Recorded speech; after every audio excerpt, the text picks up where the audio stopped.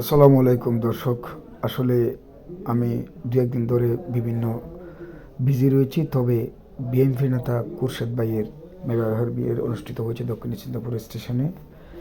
সেখানে আমাকে সপরিবারে দাওয়াত করেছে। পাশাপাশি তার দুইটা রাজপুত্র, একটি হচ্ছে সালমান ফরাস আর একটা হচ্ছে সাব্বির ফরাস। তারা আমাকে বলেছে বিবাহের দিন অবশ্যই অনুষ্ঠানে থাকতে হবে, কিন্তু কোনো প্রকার আমি বিশ্বাস করতে পারছি না। আসলে মায়া এবং ভালোবাসার জায়গাটিতে এত কঠিনের মধ্যে কঠিন, আবার এত মায়ার মধ্যে মায়া, এটা বলাও কঠিন। আবার ভালোবাসা যে কঠিন হয় সেটি হচ্ছে অভিমান নয়, যেতেই হবে আপনাকে, আপনার বিশেষ গুরুত্ব। যেহেতু আমি সকাল 6টায় আবারও হাসপাতালে যেতে হবে, যার কারণে আমি রাত 2:30 বাজে, প্রায় 3টা বাজে আমাকে উপস্থিত হতে হয়েছে বাধ্য হয়ে।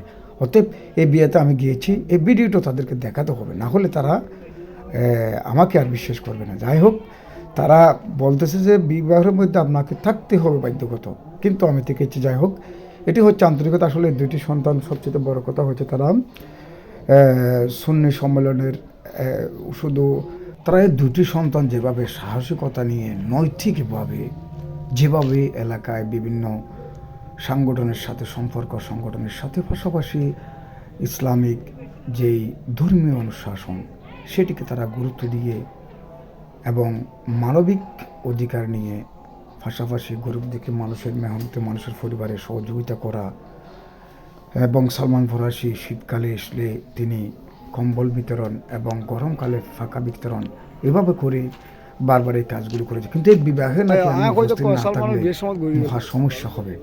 আজকে আমি আমাকে দায়ভার মুক্ত করার জন্য আসলে আমি রাত 3টা বাজে এসে এই বিবাহের মধ্যে আমি উপস্থিত ছিলাম। এই জিনিসটা আমাকে তাদেরকে দেখালেও বিশ্বাস হচ্ছে না। তবে আমি যে হঠাৎ হালকা ভিডিও করছি, এটা আমাকে বিপদ থেকে মুক্ত করবে, কারণ তারা কোনো প্রকার বিশ্বাস করতেছে না যে আমি সেখানে দেখতেও জানি। এটা হচ্ছে মায়া, এটি হচ্ছে বন্ধন, এটি হচ্ছে মায়ার আন্তরিকতার আশ্রয়।